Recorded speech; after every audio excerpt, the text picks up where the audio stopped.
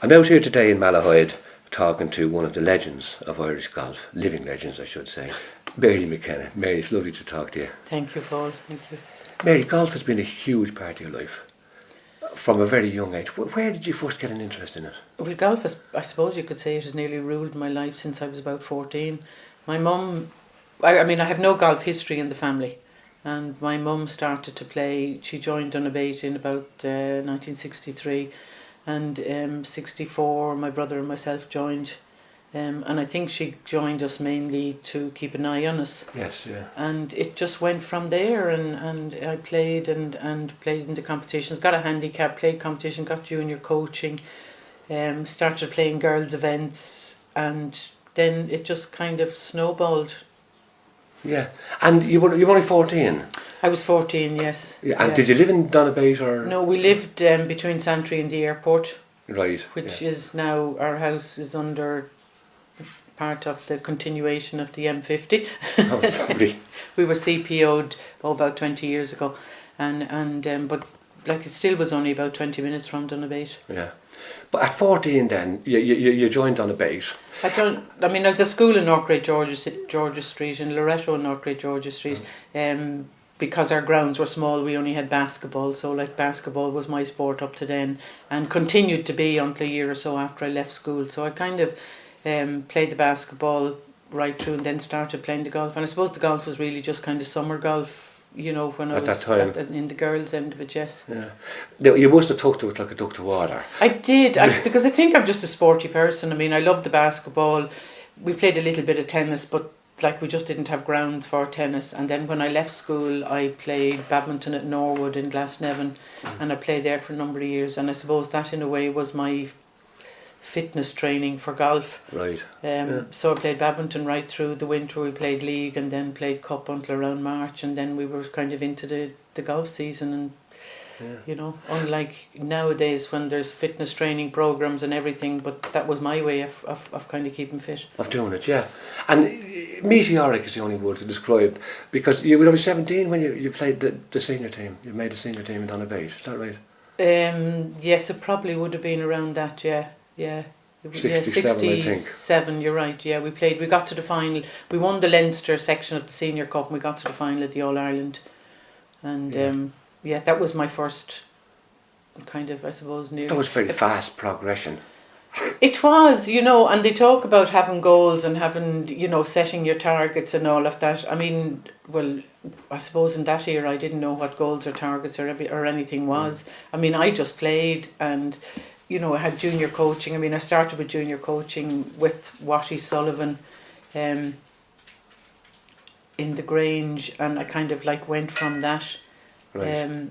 And played in the junior competitions. You know, did okay. The handicap came down, and played in all the ladies' competitions in Donabate. My mum joined me as a full member, although I was a junior, so that I could play every weekend. And the handicap came down, and it just kind of went from strength to strength. You know, but it wasn't planned. It wasn't. I mean, I never set out to do, you know. Yeah. And were you playing much? How often would you be playing a week? Well, I would have played certainly during school times. It would have only been just weekend stuff, because we were lucky, I suppose, in Donabate, because the ladies had their ladies competition on a Sunday. Right. Therefore, I would always play on a Sunday, and I might go down to practice field on a Saturday, or the Clare Manor driving range was in full go at the time at the hotel, and you know, we'd slip over there across the back road. And you know, maybe once or twice a week, you know, go out and hit a few balls. Yeah. And as I said, you just seem to make huge inroads straight away. The senior cup teams. Played senior cup, didn't play. I had just started working. I was working in VHI at that time, and I couldn't get time off for the championship, so I just played senior cup, came back, and then I played in the championship the following year in Lahinch, and got to the final. I'm not sure whether it was through just kind of ignorance and everything, but I didn't really know who was who. I didn't know kind of the top names as such in the game. Therefore, kind of, you know, it didn't bother me, and I just kind of went out. I suppose there was more pressure on them to beat this young coming upstart, as it were. Yeah. Got to the final, lost to the final in the final to Elaine Bradshaw, and then played the championship in '69 in Ballybunion and won it. But that must have been a fantastic feeling to come back 1 year later for your second national championship and take it. Yeah, absolutely. Yeah, it was, and like from that, you know, then you end up kind of, when you get to that stage, like runner up in the championship, and that then the LGU, the GB&I squad kind of came into place then, and then I was picked for that, and then I would go and you know, go to training sessions, you know, with the likes of John Jacobs, Right, yeah. you know, and Bernard Gallagher and the chap from Meon Valley, can't think of his name now. And was it obviously then more time, golf would start to take more time, would it, during your week? Well, it would. I mean, over the winter, obviously, I still played the badminton, but then during the summer, I mean, I played the golf. And, you know, in those days, we played an awful lot of opens, and I knocked around with the gang. We were all members of different clubs, like Paulie Martin was in Woodbrook, and Kay Keating was in Clontarf, and Ethel Scott was in Hermitage, and Valerie Butler, God rest her, was in Milltown, and we were all members. A whole lot of us joined, and Vivian Singleton was a member in Donabate, who would have been a low handicap as well, and she also made international, and we would have played international foursomes. But we all joined Baltray for the winter, so we would play kind of our winter golf in Baltray, and they were all low handicaps, and I kind of was brought along and dragged along with them, and I suppose I learned an awful lot from them, and then they'd be going to championships, so I went to championships with them, and we shared houses, and we were all, you know, and it was fabulous, you know. I suppose they looked after me big time in the early days, because I was the youngest of the gang. Of course, yeah. And it just kind of, you know, it just became kind of automatic. Like, you played in the Leinster Championship, and you say, right, we'll go to the Irish, and then we played in things like the Avia foursomes, which was on at the Berkshire, which was March, which we used to, Vivian and I played, well, at that stage I played with Dan Smith, and then I played with Tegwin, and I played with Belle Robertson, and that was kind of through the GB&I squad. You get to meet the girls, yeah. And I suppose that did an awful lot for me, because then you're into a kind of like a slightly different level, and you were playing early, and you were playing that kind of level of golf at an early stage, and it just seems to kind of grow, and it just became a way of life. And then you started playing in the British events, and that was how I used my holidays. I just never went off on holidays, but we would go to the tournaments, and I suppose it just led my life. And after I worked for a year and a half in VHI, and I joined the bank then, and then, I mean, they were superb in giving me time off and being able to use my holidays, and, you know, go for 2 days, come back, and like over the years then I moved from kind of working in College Green to sponsorships, which was promotions and special events, and then I'm, you know, so I was involved kind of in the marketing end, which was a lot of weekend work, therefore you would make up time, so it all tied in and it just allowed me to be able to play in as many events as I could, and that was just my way of life, and I loved it, and I was very happy doing it, and you know, it worked. Brilliant.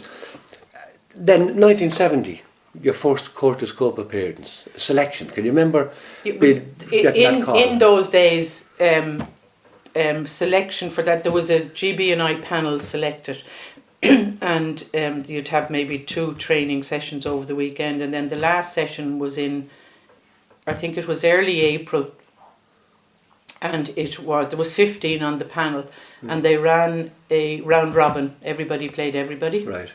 Over the 3 days, and the top 4 people on the results on the qualified for the team, and I actually played myself onto my first Curtis Cup, which wasn't selection. Fantastic. There was Belle Robertson, myself, and after 2 days, no, I think Anne Irvin had dropped out, so there ended up only being 14, but after 2 days I'd 1 match to play, and Belle had, I think I had 19 points, she 21, and we had made the team at that stage, because even if we lost our matches, we couldn't, you know. Yeah. And Dinah Oxley made it, and Catherine Phillips. So they were the 4 that automatically made it, and then selection was for the others. For the rest of the team. So I suppose that, that was it, No, I think I'd made Fagliano in 69, which the year before, so I'd played against Europe the year before, so kind of I was in contention, but I'd actually played myself onto the Curtis Cup. Brilliant, yeah. Which, and then, therefore I didn't have to wait to be told, which was nice. And then, once you got on, they couldn't get you off. They couldn't get me off, I know, yeah, it was just, from then on it kind of went 72, I think I won the championship in 72, and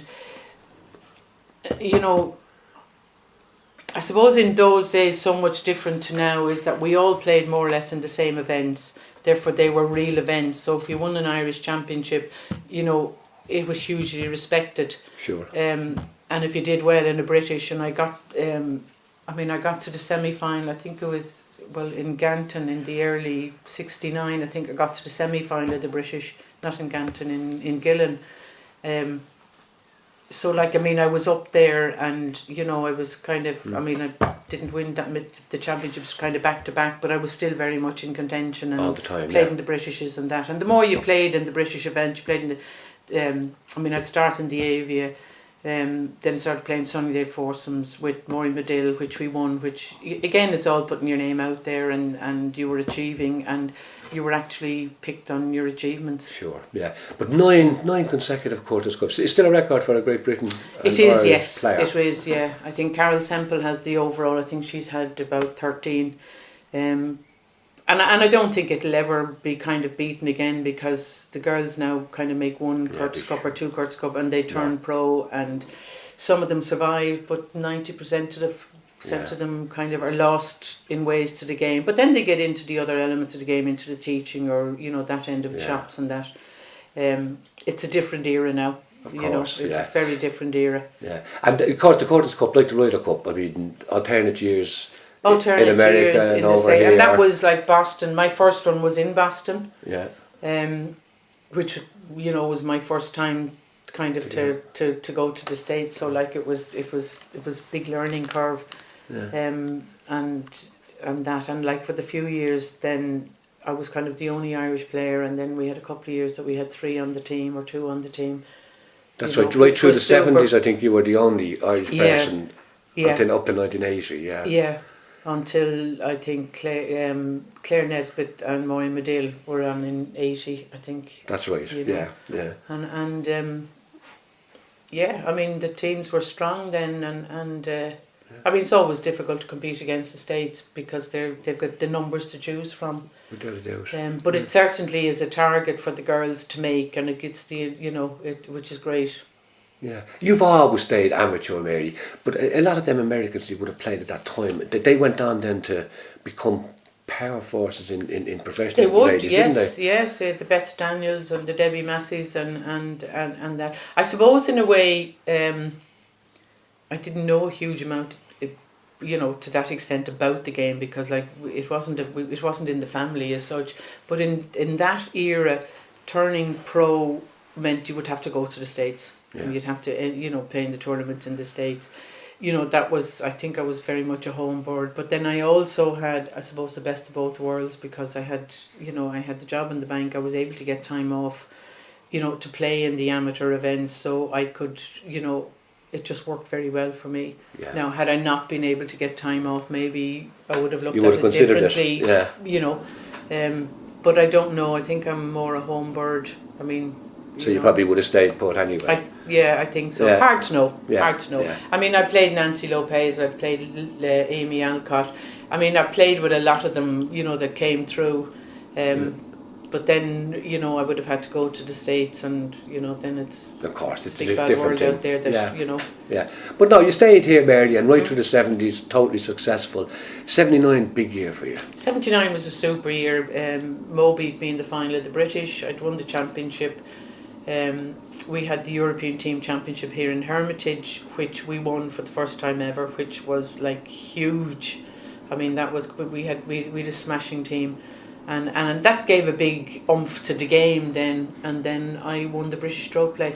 That's right. Which kind of really put the icing on the cake, and probably I suppose of all my achievements, I think winning, I won the Avia foursomes with Teg when I won it with Bell, the overseas events to win were majors, you Of know, and then I course, won the yeah. British Stroke Play, and I mean that to me now was huge. Big- It probably was yeah. one of the biggest boosts, you know. Yeah, and for that, of then- course, your achievement that year, you were awarded the Women Ladies Player of the Year award. Yes, Yeah. the DAX award, that's Yeah. right. And I played in, well then, I think it was 82, I played in the US Amateur, and which I got That's to right. the I was going to ask you semi-final that. of. Yeah, So kind of, it was kind of it was a strong era, yeah, you know. And then 83, we went to Brussels, we went to Royal Waterloo, and we won the European again, which Yeah. kind of proved that our win at home wasn't just a fluke, that Of you know, course. which was a fantastic win. Yeah, yeah. And But you mentioned that getting to the semi-final of the US Amateur Championship, and you came back with the bronze medal yes, from that. yeah. I mean, again, that was in Kansas, wasn't it? It was in Kansas. It was in Prairie Dunes, Hutchinson, Kansas. Yeah. And I had gone out with Maureen Medill, and we'd gone out to a great friend of ours, Judy Bell and Barbara McIntyre, you know, who were the icons of American golf, and who really, I mean, Judy Bell to me did more for, you know, the GB and I side over the years, you know, than anybody. You know, because when we went out there, because I went out in 72 with Mickey Walker for 6 weeks, and we stayed with her, and we played in events, and she looked after us. And you know, I mean, Mickey Walker won the Transnational that year, and then Mo and myself went out in 82, and we played in Prairie Dunes, and we played in Colorado Springs where the girls lived, and they looked after us. And I mean, Judy gave us her car to drive to Hutchinson because they were flying, so that suited us as well. Great, It gave us. I mean, fantastic experience, and I mean, wonderful people to really just kind of took us under their wing and that. Yeah, you mentioned how difficult it is to go to America and beat Americans because of the pool they have of players. But in '86, when you won the Curtis Cup, 86 was an extraordinary Curtis Cup, because we'd Yeah. gone back to Prairie Dunes where I was going to say that, the same course. to Yeah, the same course again, and it was absolutely fabulous. And I mean, we were so good that week that we only going into the 6 singles in the afternoon of the second day, we only needed one match. fantastic. You know, it just seemed to just keep going our way. We were good in the foursomes. At that stage, it was the 3 foursomes and 6 singles, like the different method of playing it. Yeah. And I mean, Kansas, it was very, very hot. And we just seemed to be able to. I have to say, Di Bailey was our captain, and the preparation for the team was fantastic at that stage, because she went into it in the dehydration and that. Whereas nowadays, kind of the kids are all trained about it and they know They have about it all, I mean, yeah. in our era, you took salt tablets when you went to play in the States, because when you lose this, you know, you'd have to put the salt back into your body. Yeah. And she had gone into, at that stage, IsoStar had just come on the market, which Right. you were replacing all of the minerals and everything you were losing. Yeah. And she had then this other stuff called Perform, which was kind of more of a protein carbo drink, you know. Yeah. And we had our IsoStar bottles and everything, and we had to, you know, make our stuff and everything. And I don't know whether we psyched the Americans out of it with all of this, or whether we just mentally believed that it worked for us, but it did. And it was the first. There was something. I mean, it was a clean sweep. It was the first time that a team from Europe, either a Ryder Cup team or a Walker That Cup they'd team, won on American had soil. gone and won Yeah. on American soil. So it was Yeah. a great achievement. It was, it was incredible, and like for me, it was my last year, so it was fantastic. What a way too, to- that what a it way to was, finish. Yeah, it was brilliant. Yeah. You know, and you know, you had a lot of kind of the icons on the team, the Belle Robertsons and Jill Thornhills and that on the team, and I mean, Di Bailey was just, I mean, she was she was good, but it was great. I mean, just to have been on a winning Curtis Cup team is big. Yeah. Well, it's a fantastic. Whenever anyone talks about the Curtis Cup, the history of the Curtis Cup, your name will always be included in it. Just, I suppose I was there for so long, and you become kind of the household name and that. And I think being Irish too, I mean, I kind of had the best of both worlds, because I just have a belief that being Irish, you know, is probably the best passport around the world, and the other best passport is playing golf. So if you put the two of them together, you know, and particularly when you go to the States, you know. Yeah. And all during that time, mate, you played 24 years consecutive international golf for Ireland. Yeah. I mean, that's, Yeah. again, that's another great record.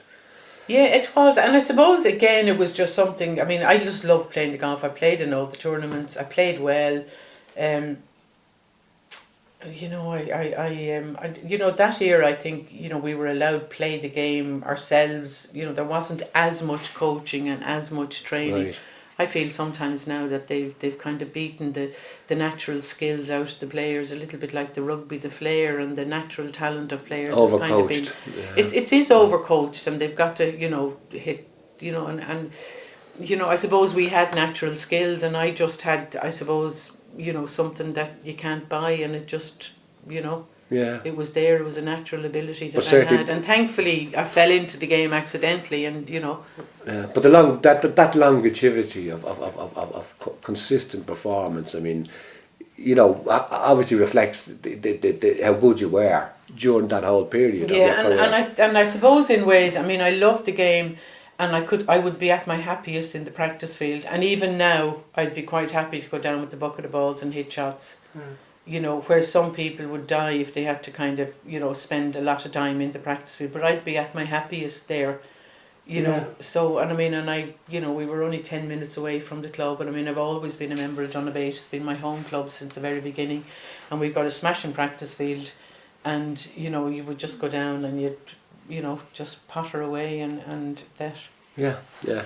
And even though you retired from international play in '93, but I mean, you never retired at all, really. Well, I didn't, from because, golf. not really, no, because I mean, I still played a bit, and then Valerie Hassett was very involved in the seniors, and she dragged me, you know, to play in the seniors events, because they'd go off and they play in the Spanish and in the Portuguese, and I mean, it was a social event as well as being very competitive, because I think once you've played golf at any kind of a competitive level, you're competitive, or any sport, you'll always be competitive. Yeah. And, you know, she kind of dragged me into the seniors events, and that kind of, then there was something else to practice for and to train for and to play.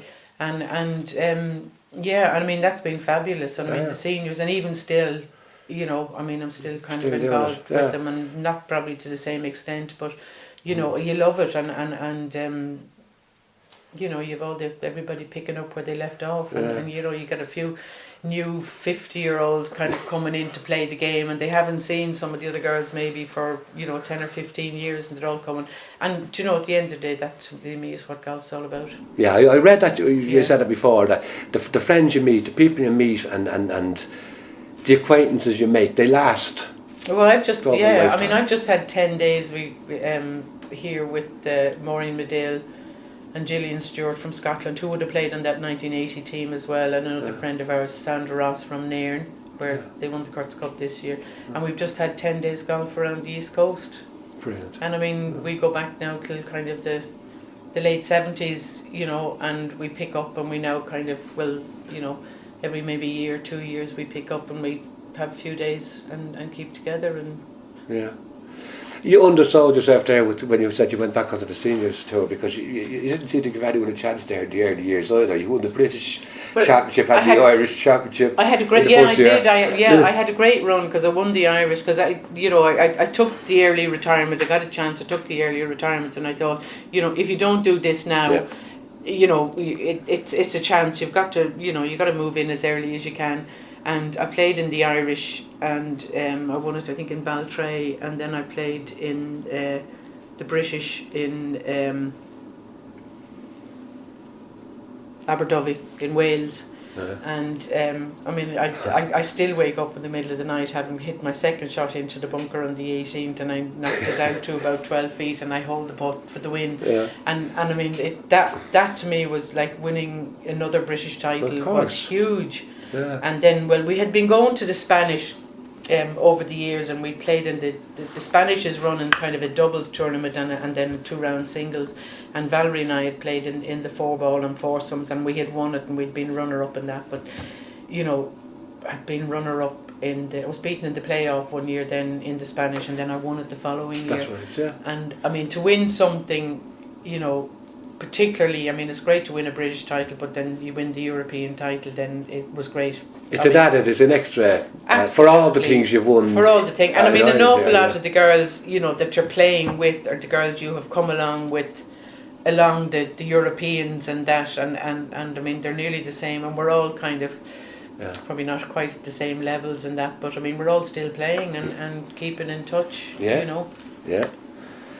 We have to go back to the Curtis Cup again, then, Mary, because I mean, one of the most prestigious honours I suppose you can get is to play in 9 of them was fantastic, but then to be asked to captain the Curtis Cup team, and you not just once but twice you've done it. Yeah, well, kind of, to me, the Curtis Cup is, you know, and I suppose again it was my era. The pinnacle of amateur golf was making a Curtis Cup team, and that was where we all kind of, you know, set sights on that. Whereas, you know, the kids nowadays coming, I mean, all they can see is the Solheim Cup. So, like, I mean, it is a stepping stone, but eventually to the pro ranks and that, which, you know, and that's the way, you know, sometimes we're gearing it towards it. I don't know that it's the right way, because, I mean, it's such a tough life. But, you know, that's, you know, I like the kids to get their education and then do whatever they like. Then they can have a run at everything.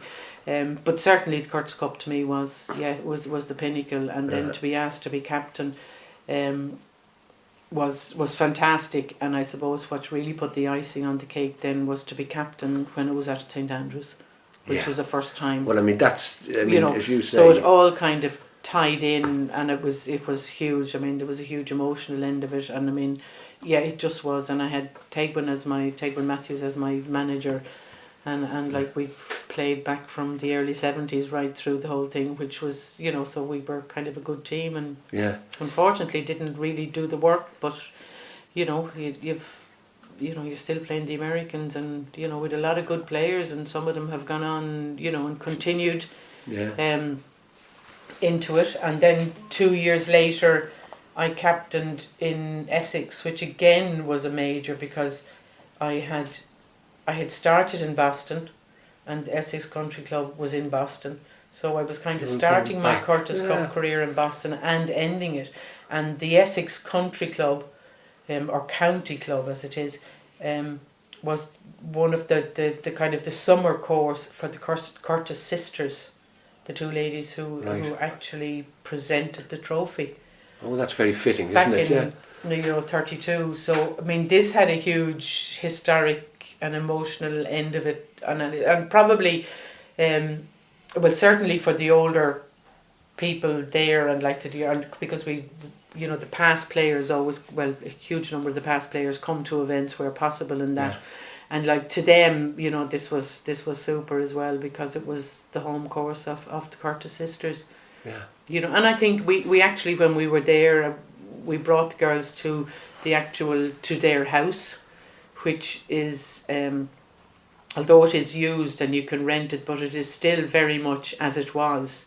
They haven't, you know, which is, you know, it's a remarkable kind of, it's nearly like a museum to the Curtis sisters. Brilliant. And I mean, fabulous. Keep that whole thing alive, Absolutely. And we had, when we played in 1970, we'd actually visited the Curtis Cup, and there was one of them still alive at that stage, and we met her. And we visited this house, and then actually going back to it, you know, was quite remarkable as well. That's brilliant, fantastic. You know, so I suppose in a way it was, for me, it was a great way to finish. You know, and I suppose the only kind of downside was that we didn't get a win out of it. You know, but you know, I mean, competing is what it's all about too, and I think then, you know, looking at it, that it probably was kind of a build up over the years to, you know, Tegwin turned it around this year and won it at Nairn, which, you know, has brought a completely new impetus to the whole thing. It would give a lift, wouldn't it? Huge lift. Huge lift. So now it's you know, it's there of more importance, and now the big thing will be in 2 years' time to try and retain the trophy in the States. Exactly. Which will be a tough one, because it's in St. Louis and it'll be hot. But, you know, we know that, so they just prepared the team Exactly. Yeah. But you're still playing, Mary, and as I said, you've never given it up. You won't give it up. No, It's as long as as long as I can walk, I'll yeah, play. yeah. But you've also been involved in managing Irish teams and. Yes, well, I did the captaincy of the Irish team. I did Leinster captain, and then I did Irish captain, and then from that, went to, so I probably did the under-21s, and I did the Irish team.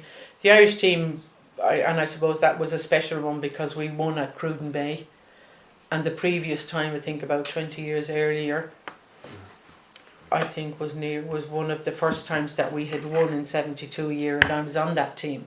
Yeah. In 1980, we'd won it, and I'd played on the team, and then I captained it almost 20 years later, and we won as well. So that was a huge thing, from the coincidence again, for that. Yeah. And that was super. Yeah. And honours keep coming your way, Mary. I mean, you're the president-elect of the Irish Ladies Golf Union for next year. Yes, which is it's major. It's major, and again, it's not something you would have ever thought of or ever dreamt of, and I'm not sure it's something that I ever actually set my thoughts that I wanted either. But in saying that, it's a huge honour. Yeah. It is. It's very much an ambassadorial role, which suits me better because I would be better on kind of the ambassadorial role. Well, I'd say people who know you would say you're perfect for it. Yeah. Well, in ways, yes. Yes. I mean, from that end of it, it wouldn't be great on the strategic plans and all of that end of it, but that's what we have a board there for. Yeah. So I will look forward to it. Yeah. Yes, it will. It'll be a busy year, I must say. Marjorie McCorduck has been fabulous president for the last 2 years. And I've kind of sat on the board and I'm thinking, oh my God, look at the calendar that she has had and the places she's been, places to go. But I have no ties, and I love the game, love being involved in the game, and if we can give it a boost in any way, it'll just give me more pleasure. Of course, yeah. How often do you get out now, Mary?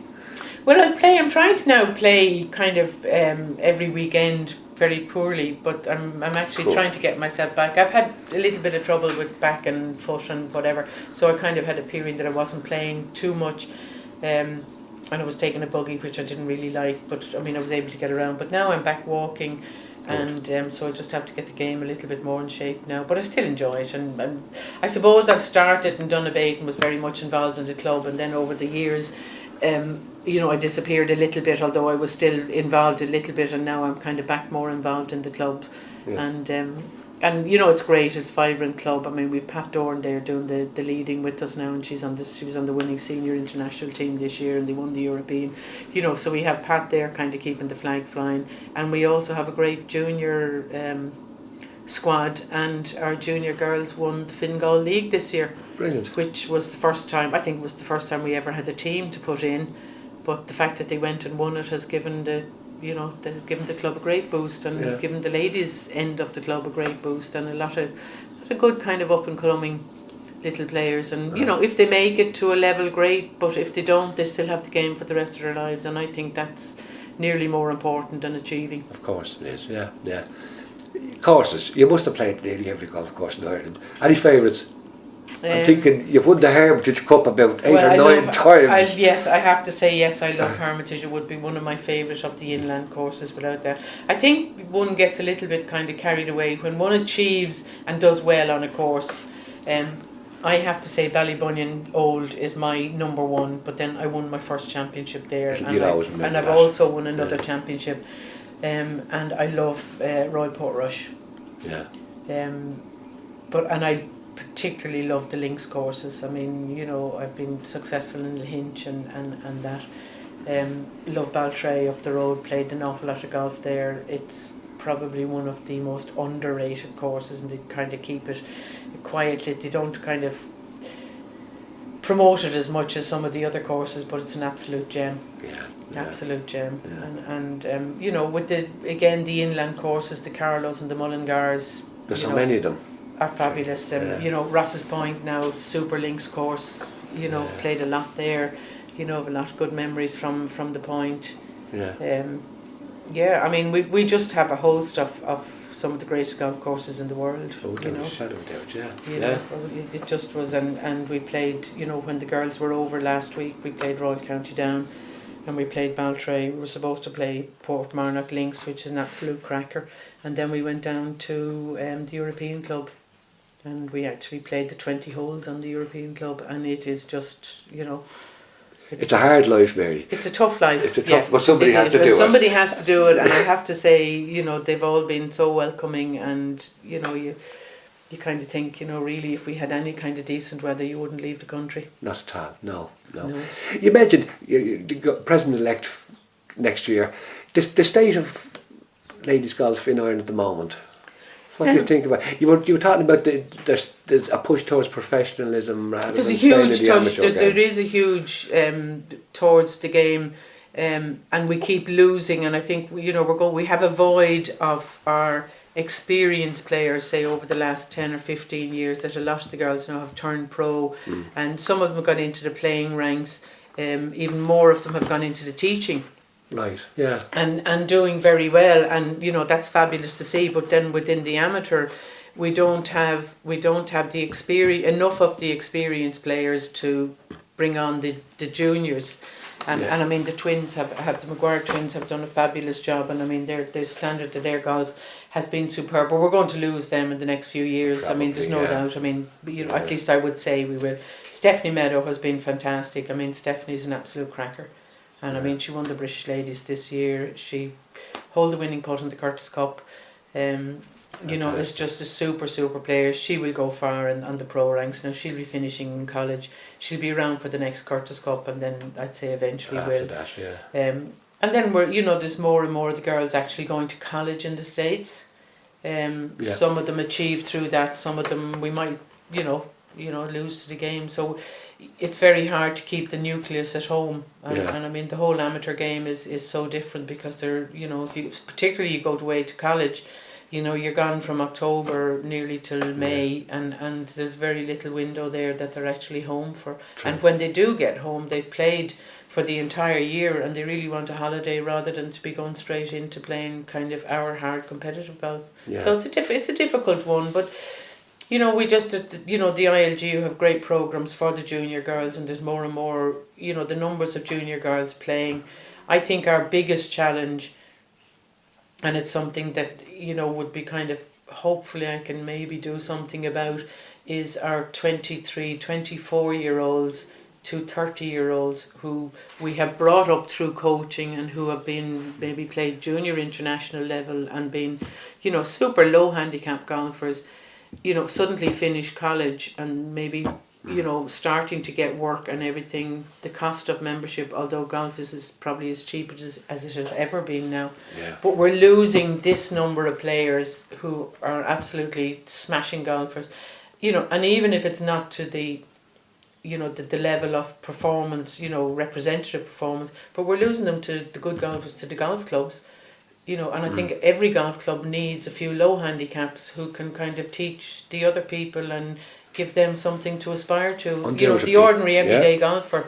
Yeah. And that would be one thing that I would love to try and do something about, and I don't know what the answer is. Yeah. Oh, well. But we're missing that group of girls, and if you look at the number of people we've put through coaching over the last 10 or 15 years, there's a huge number of those really good players who, for various reasons, have been lost a little bit to the game. Yeah. Maybe eventually they will come back, because once you have the game, it's like riding a bike. I know. Once you've learned it, you can pick it up at any stage. So I would hope that some way they'll come back into the game. Yeah. In terms of all your great career and the great players that you played with and against, when you won your first major in your first Irish Close Championship, the first of 8 in '69. Yeah. You actually, so Philomena Garvey would have been the. Phil would have been the top. She would have been the icon, kind of up to that. But then Phil turned pro and went to the States. Yeah. And hadn't got her amateur status back at that. So kind of when I came along, I suppose, my icons would have been, Isha Butler, who, to me is still the queen of the game. Yeah. Elaine Bradshaw, Elizabeth Purcell, and they would have been kind of the real icons of the game here. Yeah. And I would have known the Kitty McCanns and Pat O'Sullivans and the Clary Reddens as well. you know, from playing, and you know they would have been kind of the people. But then back in 70, when Phil had come back, got her amateur status and came back and played as an amateur, she came back and she actually won the championship again in 70, which, and she beat me as well, you know, which I suppose was you know, I mean, this was one of the icons of the game who was still playing, and like I played internationals with her, you know. And that, and then when you get involved in GB and I golf, I suppose, you know, the person who dragged me along, and that was Belle Robertson, and I mean, she was just, you know, to me was one of the biggest icons of the game, you know, of that era, and the Anne Irvins, who, you know, I still think is probably one of the best long iron players I've ever seen. And then you get into the, if you like, the European thing circuit, and you would have met Catherine Lacoste, who, you know, again is a step higher again in the amateur ranks, and always will be, probably in my books, as one of the greatest amateurs, certainly on this side of the water. Right. And then I would have played with, you know, the first time I went to the States in 72, you know, as an individual rather than on a team, and I played in some events, and I was beaten by you know, this 15-year-old, you know, or 16-year-old, and I was maybe 21 at the time, and I was mortified, you know. But this was, you know, this was Nancy Lopez, and I mean, she went on to be, you know, one of the world's greatest. So I was, you know, from my era, I was very fortunate. I came up with you know, some of the greatest players, you know, the Beth Daniels and Debbie Massey's, and then in the amateur ranks in the States, Carol Semple Thompson has got to be, you know, way up there in the ranks, you know, and still playing a little bit like myself, you know, playing the senior golf and staying involved, and she's still very involved in USGA golf, and you know, she's to me one of the, you know, the top lights in American golf. Well, all I can say, Mary, is looking at your career, the success you've had, the illustrious people you played with and against, you're an icon yourself to anybody interested in Irish golf, and hopefully long may it continue, and the best of luck with your presidency next year. Thank you very much. And I enjoy the game, and I mean, I think, you know, I think we've got to look at it from an enjoyment end of it, and people's really got to enjoy it. And I mean, I certainly have had, well, I've had a hell of a life through the game. And you know, more to come. Well, hopefully we'll still potter along at it, you know, that's for sure. Mary, to finish off then, with all the honours and accolades that you've got in your career, both from the playing and your administrative work, the Queen presents you with an honorary MBE there in 2012. How did you feel about that? Gobsmacked, I think, would probably be the word to use. Yeah, it was a fantastic honour, and I have to say, you know, totally out of the blue and unbelievable. Yeah. And you got it for in recognition of your services to... It was in recognition of my services to golf, and also to my contribution to British and Irish relations. And I think that end of it kind of blew me out of the water more than anything else, because you don't actually kind of go out thinking that that's what you're doing. But obviously in the golfing world, because we work so much with GB and I, and you know, we're actually kind of nearly all together as teams and that. And I suppose that's where the contribution is. Yeah. And it's a fantastic testament, Mary, to your whole career, your involvement with golf, both in Ireland here and with the Curtis Cup, with the GB teams. I mean, it supersedes sport even, getting an award like that. Absolutely, absolutely. I mean, it's about, without any doubt, it is the highest honour, you know, that I can, you know, well, it's not even something that you dream of, and I mean, I am very, very honoured, and I'm very kind of humble about it, because it's, and it's funny because I kind of feel that, well, you know, I get the award, I get to use the names, the letters after my name, but you know, it's really for all the, you know, the many people over the years who've kind of supported me and helped me and encouraged me and beaten me, and that I beat, and you know, right over. And it's, I mean, to ladies golf, I think it's a great tribute as well, although I get the kudos for it. Of course. And the conferring ceremony itself, how did you find that? We had an absolutely fabulous day. It was the because I'm not a British citizen, it's the ambassador here, Dominic Chilcott, who presented it, and he's the new ambassador here just this year, and we had an afternoon up in Sandyford in his residence, and I could have 30 guests. Lovely. And we had the most wonderful afternoon, and they were so hospitable. And you know, there was this standing on still. The ceremonial piece was absolutely wonderful, and the citation. And I mean, it was just a day to remember. Absolutely. Well, it's a fitting tribute and accolade to the great career and the great contributions you've made to Irish golf, both at home and away. Thank you very much. Thanks, Mary. Thank you.